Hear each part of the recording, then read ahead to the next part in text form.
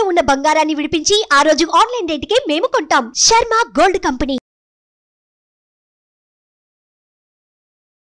ఏ రకంగా ఉండబోతుంది, గ్రహ స్థితిగతులు ఎలా ఉన్నాయి, ఎటువంటి ఫలితాలను ఇస్తున్నాయి, వాటికి ఎటువంటి పరిహారాలను పాటించుకోవాలి, ఈ అంశాన్ని తెలియజేసేందుకు మనతో పాటు ఉన్నారు ప్రముఖ జ్యోతిష్య శాస్త్ర పండితులు, జ్యోతిష్య రత్న, జ్యోతిష్య చక్ర వైభవ నిపుణ డాక్టర్ రాళ్లపల్లి రవికుమార్ గారు.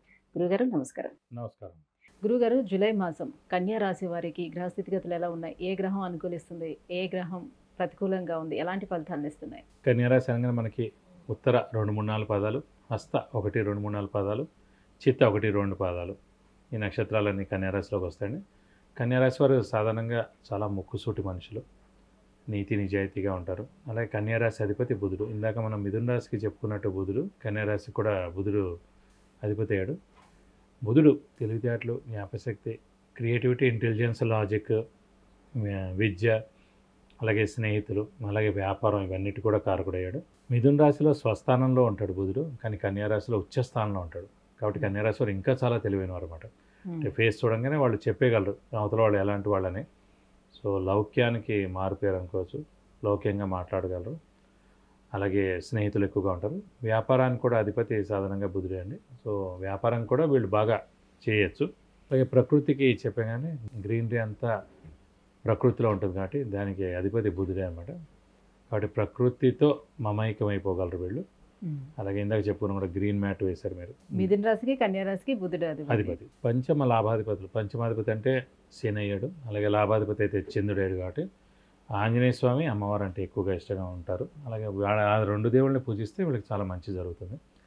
ప్రస్తుతం ఇప్పుడు గోచారీత్యా చూసుకుంటే మనకి భాగ్యస్థానంలో గురువు ఉన్నాడు, అలాగే 6వ స్థానంలో శని ఉన్నాడు, రాహు కేతువులు సప్తమంలో, ప్లస్ కేతు ఏమో రాశిలో ఉన్నాడు. కాబట్టి గురుబలం మటుకు పరిపూర్ణంగా ఉంది.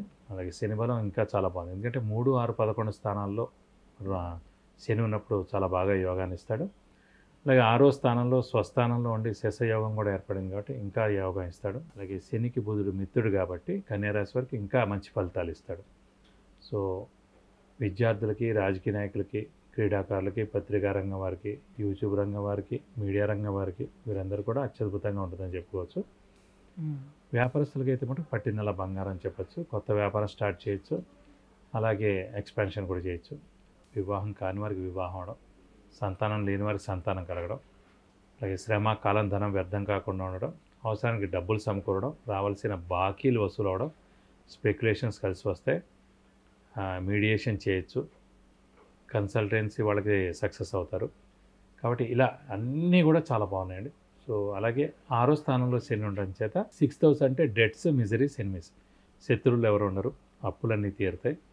సో ఆరోగ్యం కూడా చాలా బాగుంటుంది. శని ఆరోగ్యకారకుడు, ఆయుష్కారకుడు కూడా కాబట్టి ఇంట్లో ఆరోగ్యం, ఆయుష్ కూడా చాలా బాగుంటుంది. పెద్దలకు కానీ, చిన్నపిల్లలు కానీ, అలాగే ఈ రాశి వారికి కానీ ఇవన్నీ కూడా చాలా బాగుంటాయి.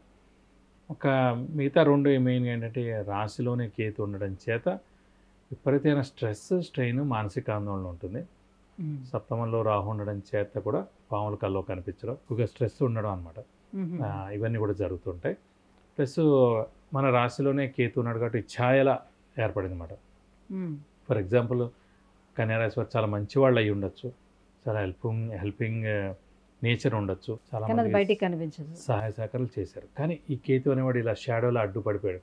అంటే ఒక గ్రహణం వచ్చినప్పుడు సూర్యుడు కానివ్వండి, చంద్రుడు కానివ్వండి ఎలా అయితే ఫుల్గా కవర్ అయిపోతారో, సో వాళ్ళు మనకు కనిపించరు. అదేంటి వీళ్ళు చేసే మంచి ఏది బయటికి కనిపించదు.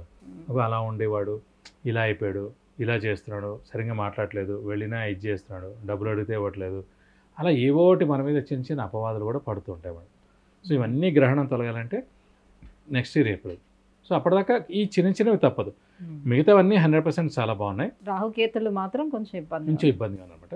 సో దాని గురించి ఏంటంటే మనం కూడా ఎక్కువగా మౌనంగా ఉండడం, తక్కువగా మాట్లాడడం. అంటే మనం ఎవరికైనా స్నేహితులతో మాట్లాడామనుకోండి వేరే వాళ్ళ గురించి, వాళ్ళు వెళ్ళి వాళ్ళతో చెప్పడం, ఇవన్నీ అనవసరంగా జరుగుతాయన్నమాట. ఓ 20 ఏళ్ల రిలేషన్, ఓ 15 ఏళ్ళ నుంచి స్నేహితం, ఇవన్నీ కూడా తగ్గిపోతాయి ఎవరో చెప్పిన మాట మన. అందుగురించి ఏంటంటే మనం ఈ సమయంలోనే మౌనంగా ఉండాలి. అనవసరంగా మన మంచిని వాళ్ళు చెడుగా తీసుకోవడం. సో ఎప్పటి నుంచో మనల్ని చెడ్డగా చేద్దాం అనుకునే వాళ్ళు కూడా ఇది సరైన సమయం అనమాట వాళ్ళకి. కాబట్టి జస్ట్ మన మంచి అనేది ఇలా అడ్డుపడిపోయి ఉంది, గ్రహణం పట్టినట్టు మనం. అంటే కొంచెం మౌనంగా, మిశ్రమంగా ఉండడం మంచిది. ఎందుకంటే పైగా ముక్కుసూటి మనుషులు కూడా కాబట్టి చిన్న మాట కూడా ఎక్కువ అయిపోతుంది మాట. ఆ ప్రమాదం చేకూరేందుకు అవకాశం. మరి సంతానం కలిగేందుకు ఎంతవరకు అవకాశం ఉంటుంది? ఖచ్చితంగా అండి. ఎందుకంటే భాగ్యస్థానంలో గురువు ఉన్నాడు కాబట్టి మళ్ళీ పంచమ దృష్టితోటి రాశినే చూస్తాడు కాబట్టి ఖచ్చితంగా సంతానం లేని వారికి సంతానం కలుగుతుంది ఈ ఏడాది. సో తిరిగి చూడక్కలేదు.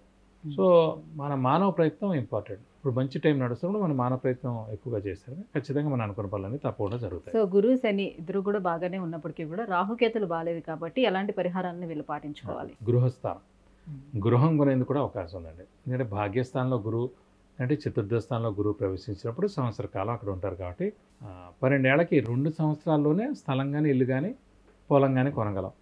స్థలం లేని వాళ్ళు స్థలం కొంటారు, స్థలం ఉన్నవాళ్ళు ఇల్లు కడతారు, ఇల్లు ఉన్నవాళ్ళు ఇంకో స్థలం కానీ ఇల్లు కానీ కొనవచ్చు, ఇవన్నీ ఉన్నవాళ్ళు పొలం కొనవచ్చు అన్నమాట. సో ఇప్పుడు ప్రస్తుతం భాగ్యస్థానంలో గురువు ఉన్నాడు కాబట్టి ఇది సరైన సమయం అండి ఇల్లు కొనేవాళ్ళకి అయితే స్థలం కొనేవాళ్ళకి. ఇప్పుడు గట్టిగా మీరు ప్రయత్నిస్తే లోను వస్తుంది, అలాగే మంచి మీరు అనుకున్న స్థలం వస్తుంది. సో మీరు ఇల్లు కూడా కట్టుకునేందుకు అవకాశాలు ఎక్కువగా ఉన్నాయి. మరి పరిహారాలు ఏం పాటించుకోవాలి? పరిహారాల విషయంలో వచ్చేసి మనకి రాశిలోనే కేతు ఉన్నాడు కాబట్టి వినాయకుడిని ఎక్కువగా పూజించడం, ప్రతిరోజు వినాయకుడు అష్టోత్తరం చదువుకోవడం, అలాగే వీలైతే కనుక బుధవారం రోజున వినాయకుడి టెంపుల్కి వెళ్ళి 41 ప్రదక్షిణాలు చేయడం, అలాగే సప్తమ స్థానంలో రాహు ఉన్నాడు మాట ఖచ్చితంగా అమ్మవారి అష్టోత్తరం కూడా రోజు చదువుకుంటే మంచిది.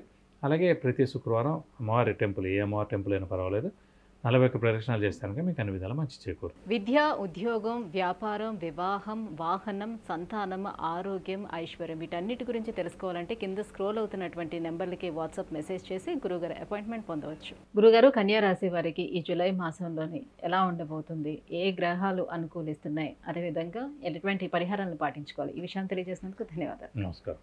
సుమన్ టీవీలో మీ పర్సనల్ అండ్ బిజినెస్ ప్రమోషన్స్ కోసం కింది నెంబర్కి కాంటాక్ట్ చేయండి. సుమన్ టీవీలో మీ పర్సనల్ అండ్ బిజినెస్ ప్రమోషన్స్ కోసం కింది నెంబర్కి కాంటాక్ట్ చేయండి.